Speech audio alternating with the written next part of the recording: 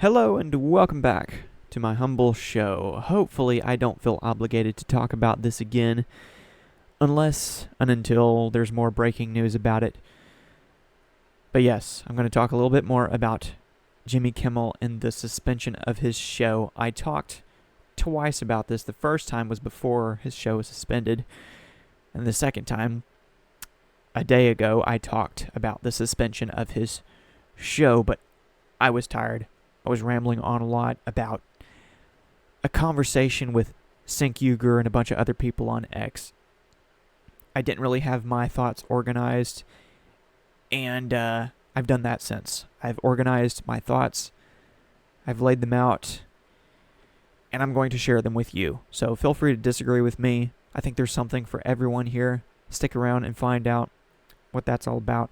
I say that as someone who tries my best to be somewhat neutral. I can't promise I have no bias because I in fact do. We all do. And I'll be the first to admit it. But I can still be reasonable, right? Fingers crossed. So yes, some people were saying, as I was, that Jimmy Kimmel claimed on his show just the other day that the assassin who murdered Charlie Kirk was a member of MAGA. I was saying that Jimmy Kimmel had outright said that, and I still essentially maintain that position, but others were saying that it was merely implied, and still others were saying that he neither outright said it nor implied it, that he was merely speaking facts, and MAGA then twisted those facts in an attempt to get his show canceled, therefore cancel culture, so on and so forth. So, without further ado, I give you my thoughts in a nutshell. I'm just going to read them off for you. I could show you what I'm reading here, or you could look at my face. It's up to you. But you can't exactly let me know right now, so I'll decide. Eeny, meeny, miny, mo. Here we go. I also need to start consistently enlarging the text on the screen so people can actually read along with me if they want. I just posted this, by the way, but starting with the quote from the show in question, the controversial statement which was made by Jimmy Kimmel, whether it was a joke or not. You decide. He said, "We hit some new lows over the weekend with the MAGA gang desperately trying to characterize this kid who murdered Charlie Kirk as anything other than one of them, and doing everything they can to try to score political points from it. What I've concluded thus far about Jimmy Kimmel's show suspension and the joke which led to it. 1. There was no actual joke. There was only an attempt to score political points, hypocritically. 2. There are two different ways to interpret Kimmel's poorly worded partisan attack. Either as an outright claim that Charlie Kirk's assassin was one of them, as in MAGA, or merely an implication, i.e., strong suggestion. That's the definition of an implication. 3. Since there were Democrats who were looking for reasons to inaccurately paint Robinson, the assassin, as a right-winger, just as Republicans were understandably trying to accurately paint Robinson as a left-winger, the fact that Kimmel decided to specifically mock only those who were accurate automatically means that he preferred the pushing of the inaccurate narrative." Let me pause this for 1 second.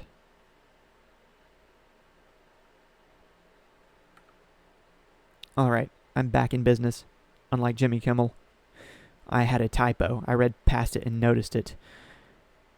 So, though it's petty, I wanted to fix that situation. Continuing on here with number 4. His problem is that not only was his joke not funny, but there was no actual coherent point to it, since he was merely scolding the right for literally being right, and therefore implying that it would be more acceptable to be wrong. 5. If he himself just didn't know the reality of the matter by then, due to his own ignorance, he should have said as much and then shut up about it. That's his problem. I mean, it's not as if he was going to come back out the next day after getting lambasted online and say, I guess Republicans were right after all. No. He was going to think of yet another way to continue insisting that even in the murder of MAGA, MAGA is still somehow the bad guy. TDS much. That's not the mindset of a comedian, it's the mindset of a partisan hack and a puppet of the left who's merely masquerading as a comedian who once had a genuine sense of humor. Let's be real. If you're indistinguishable from the hosts of The View, you're not much of a comedian anymore. Let's be real. 6. If he would have just had more humility, he likely wouldn't have been suspended, seeing as how reports show that he was instead too stubborn to be apologetic. 7.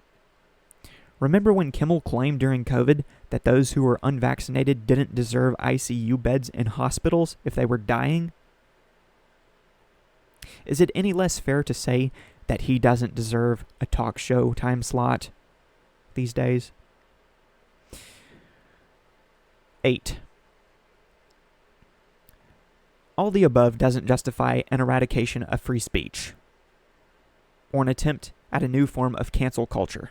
However, businesses make business decisions all the time, and although accountability culture isn't exactly a common theme on the left, or anywhere in politics for that matter, if a talking head with plummeting numbers drops the ball and then refuses to play ball, he may very well be forced to take one for the team. 9.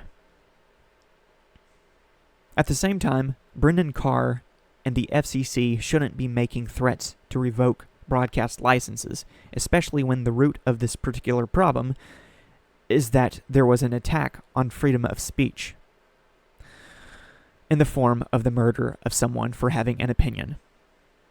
Poor ratings may very well have been a factor in ABC's indefinite suspension, but pressure ultimately bursts pipes, at least in this case. 10. A slippery slope is also being stepped on when the White House, namely Donald Trump, starts talking about going after people in the media for being too critical of his administration, especially when he himself is a pervasive purveyor of critical rhetoric. If there's illegal slander, legal retaliation may be justified, but let's not get too carried away with claims of defamation. Defeat the bad information with good information. And if a talk show host is going to turn himself into toast, let the executives make the executive decision without exterior pressure. Still, if there's going to be exterior pressure, it should be from the bottom up, rather than from the top down. The general public should also be a determining factor, even if the actual audience in question consists of liberal clapping seals. In summary, I don't personally care whether Jimmy Kimmel gets his show back or not. I just don't. But what about you? Do you? Do you care? Let me know in the comments below what you think, what you know. I gotta go before I go on any further. Until the next time, keep in touch, keep in tune. New content is coming soon. Thanks for watching, thanks for listening. Peace.